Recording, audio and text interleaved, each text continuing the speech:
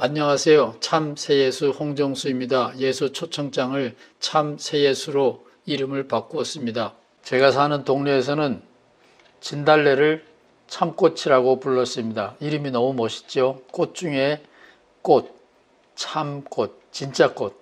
얼마나 멋있어요. 아마 진달래의 강원도 번역이 아닌가 싶습니다. 참꽃. 제가 좋아하는 새, 참새. 한국에도 있고 미국에도 있습니다.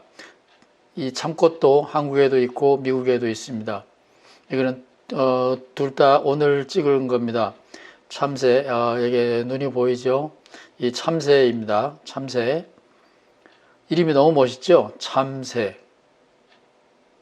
그런 것처럼 참새 예수는 참새 예수가 아니고 참새 예수입니다. 새 예수.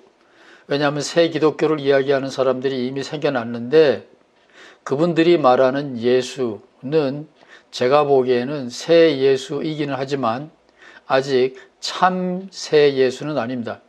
그래서 저는 참새 예수, 참새 예수, 참새 예수로 제 채널 이름, 동영상 이름을 바꿨습니다. 참새 예수가 보는 희망의 원리, 이것이 오늘의 주제입니다. 여기 한반도 지도가 있습니다. 한반도는 옛날이나 지금이나 삼국으로 분열된 시대라고 저는 늘 생각해 왔습니다. 어떤 사람이 우리는 통일되면 안 돼. 통일되면 또 금방 갈라질 건데 그러면 어떻게 되기를 희망하세요? 삼국으로 분할돼야 돼. 그래야 우리나라는 다 잘 살아. 본래 우리나라의 팔자야. 예, 그분에게 제가 지금 말해 드리고 싶습니다. 우리나라는 북한이 있고 남한이 있는데 남한은 사실은 둘로 나누어져 있습니다. 저는 이 동강원도 출신이지만 거기는 유권자가 4%밖에 안 된다 그러는 것 같아요. 그러니까 유권자 수로 따지면 없는 거나 마찬가지고 이 경상도 사람들 이데올로기를 따르는 사람들이 있고 전라도 사람들 이데올로기를 따르는 사람들이 있고 대한민국은 사실은 심각하게 삼국으로 분열된 시대입니다. 이 삼국 시대를 바라보면서 참 새 예수는 새 예수, 참 인간인 예수는 우리 한반도에다가 희망의 원리로서 어떤 말씀을 주실 수 있는가? 신학자가 해야 될 말은 상황에 대한 비판적인 이야기보다는 희망의 이야기를 나눌 수 있는 것이 신학자의 진정한 소명이 아닐까. 제 적성에는 안 맞지만 그런 생각을 끊임없이 하고 있습니다. 오늘은 참 새 예수가 보는 한반도, 삼국으로 분열되어 있는 한반도의 희망의 원리를 생각해 보겠습니다. 사람들이 북한은 지금 빼고요. 남한이 심각하게 서로 갈등하고 있는데 상대방을 이렇게 드라큘라, 마귀 새끼, 짐승 이렇게 바라보고 있습니다. 이쪽에서도 저쪽을 그렇게 보고 저쪽에서도 이쪽을 그렇게 봅니다. 저도 감정적으로는 이렇게 말하고 싶습니다. 상대방은 제정신이 아니야. 미쳤어. 사람도 아니야. 짐승이야. 아니 짐승도 아니야. 짐승은 사람이 쫓으면 도망이나 가지. 저거는 드라큘라야. 마귀야. 사탄이야. 아니면 어떻게 그럴 수 있어. 이렇게 말하고 싶은데 제가 하고 싶은 이 말은 저랑 반대 진영에 서 있는 상대방도 저희들을 보고 똑같이 말할 거라고 봅니다. 그런데 이 시간은 그런 대척적인 원수처럼 여기는 생각을 가지고는 한반도, 삼국으로 분열된 한반도는 희망이 없다고 보기 때문에 참 새 예수의 이야기를 여러분에게 드리려고 합니다. 자, 여기에 구약 성서에서 일어난 최초의 살인 사건입니다. 이 뒤에가 가인입니다. 이 앞에가 동생 아벨입니다. 아담과 이브는 쫓겨났지만 하나님의 축복을 받아서 사랑하는 두 아들을 형제로 줬습니다. 근데 무슨 영문인지 성경에는 아무 설명이 없습니다. 둘 다 제사를 드렸는데 하나님께서 시험하려고 그러는지 교육을 시키려고 그러는지 가인의 제사는 받지 않고 아벨의 제사만 받았습니다. 물론 뭐 누가 질문한다면 해명을 해 드릴 수는 있습니다. 어쨌든 동생 아벨의 제사는 하나님이 기뻐 받으시고 자기의 제사는 안 받아들이기 때문에 형이 3살쯤 나이가 많으니까 힘이 더 셌겠죠. 형이 돌로 쳐 죽이려고 합니다. 지금 이게 한반도의 상황입니다. 한반도가 서로 남북으로 서로 죽일 듯이 싸우고 있고, 남한도 하나의 나라라 그러지만 사실은 양대 진영으로 갈라서 있고, 물론 3분의 1, 3분의 1이고 중간에 3분의 1이 있습니다. 무소속 3분의 1이 있지만 그 무소속은 빼고요. 대척 관계가 있습니다. 서로 죽일 듯이 싸우고 있고 실제로 사람을 많이 죽이고 있습니다. 그런데 과학자들의 분석이 재미있어요. 성경보다는 과학자들의 분석에 의하면 DNA로 따지면 이 아벨과 가인은 0.1% 차이랍니다. 명심하시기 바랍니다. 죽이고 싶은 그 사람, 짐승, 마귀 새끼라고 욕하고 싶은 그 사람, 지구상에서 쫓아내고 싶은 그 사람과 우리의 DNA의 차이가 1%도 안 됩니다. 0.1%에 불과해요. 우리의 형제와 자매들입니다. 이 과학적인 진실을 외면하면 안 돼요. 우리도 가인처럼 하나님이 우리의 제사를 안 받아들인다면 분노할 거예요. 우리도 나경원처럼 그런 위치에 있으면 문재인 대통령을 향하여 잃어버린 2년 반이라고 욕을 할 거예요.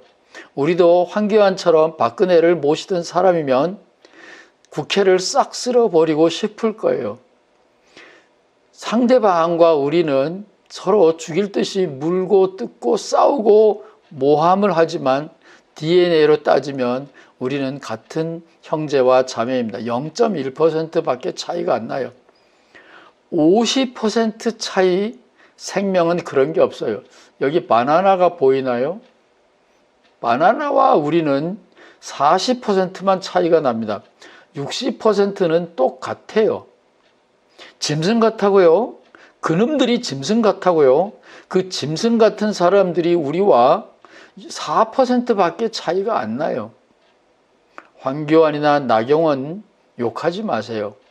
문재인이나 조국 욕하지 마세요. 그들과 우리들 사이는 0.1%밖에 안 됩니다. 옛날에는 성경이 다 상징적인 두루뭉술이적인 얘기로 서로 사랑하라 그랬지만 이 과학시대에는 우리의 DNA가 혈통이 똑같다는 거예요. 환경이 조금 다르기 때문에 우리가 0.1%의 차이인데도 불구하고 상대방을 짐승처럼 사탄처럼 흡혈귀처럼 여기죠. 저도 이런 입장입니다. 나와 생각이 다른 그들 잡아먹고 싶어요. 그들이 저를 잡아먹으려고 하기 때문에 그렇습니다. 그런데 그들과 우리의 사이가 짐승과 우리와의 사이가 아니라 짐승도 우리하고 4%밖에 차이가 안 난대요. 우리 사람들끼리는 1%도 아니에요. 0.1%의 차이입니다. 우리도 그 위치에 있으면 그들처럼 할 거예요. 그들도 우리 위치에 있으면 우리처럼 행동할 거예요. 이 점을 명심하시기 바랍니다. 40%만 달라도 사람이 동물이 아니고 식물로 변합니다. 그러니 그들을 원수처럼 여기지 마시기를 바랍니다. 너는 이렇게 할 수 있냐? 에이, 저는 못하죠. 그러니까 예수 믿죠. 저는 못합니다.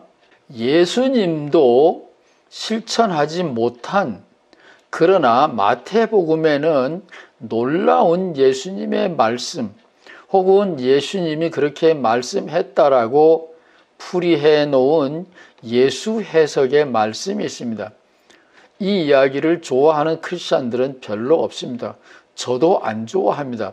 그러나 삼국으로 분열된 한반도에는 이 마태가 재해석한 예수님의 말씀이 꼭 필요합니다.